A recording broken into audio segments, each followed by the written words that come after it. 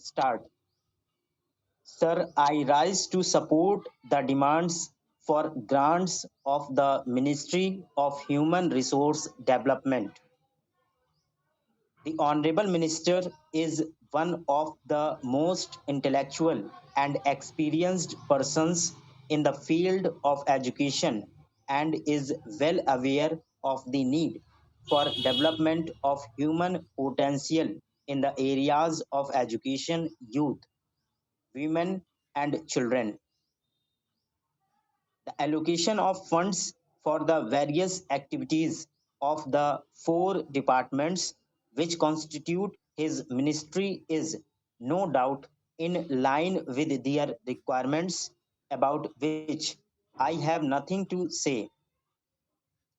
My only humble request to the minister is that he should carry out an appraisal of the working of his ministry to find out if the purpose for which the money has been spent has really been achieved commensurate with the amount spent.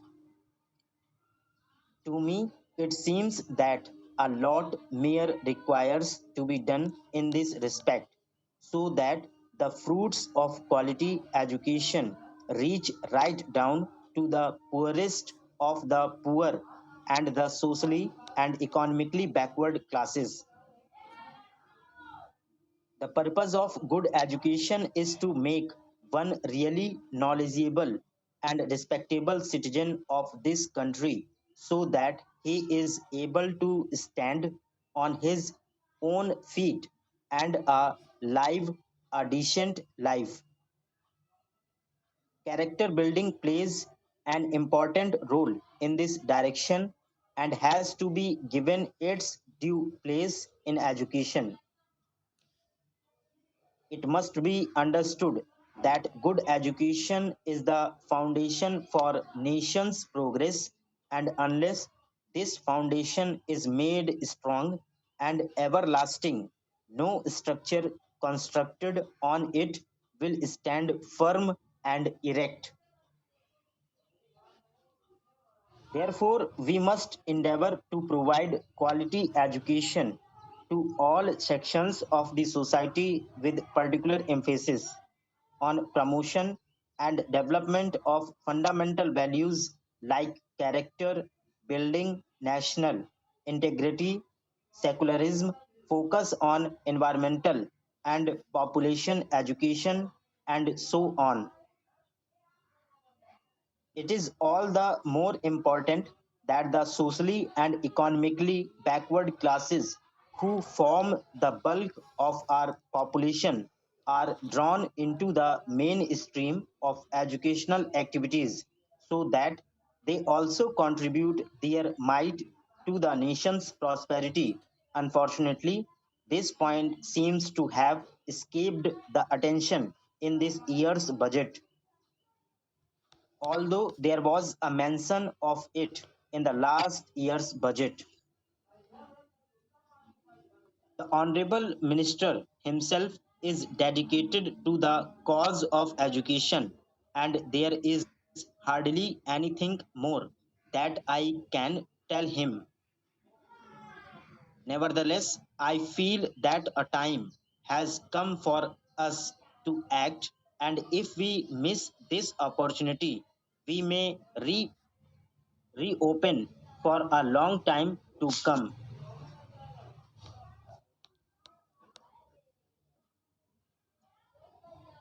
Considering the deterioration in the moral standard of the society today, special emphasis has to be laid on character building in our educational system. Children being more amenable to changes, character building should start for them right from the Anganwadi classes up to SSC classes.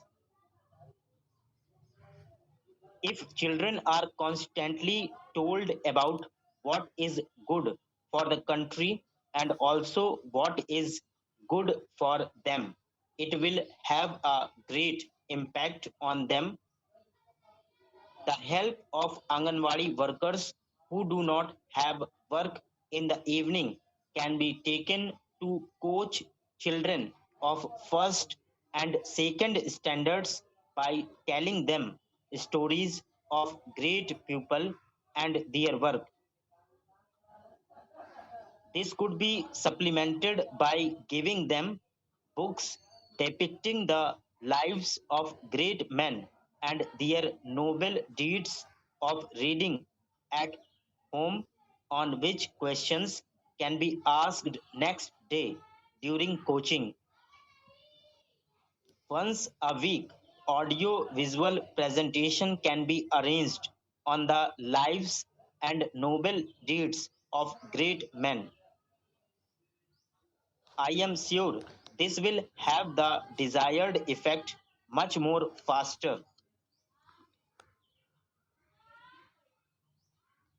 With all the money that is spent on education, who are the people who really get the benefits?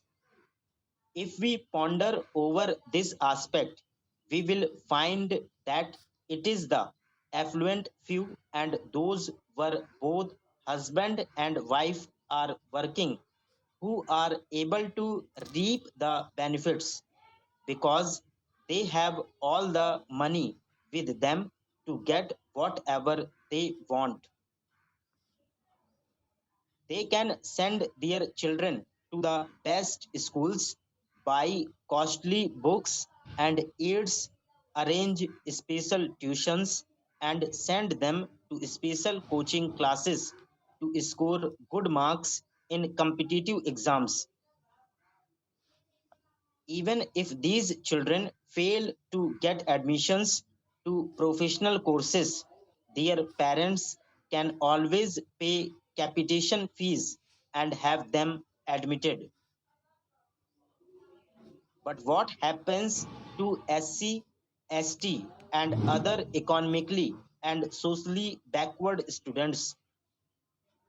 They just do not have the right type of atmosphere at home which will motivate them to go to schools and study.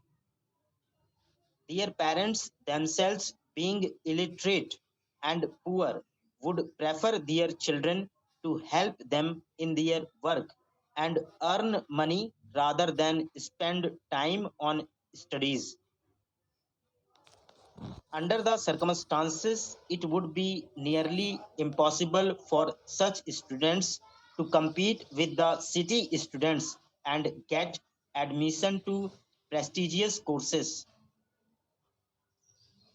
Therefore, I submit that the need of the day is to set up residential schools for SC, ST, and other socially and economically weaker students on 50-50 basis.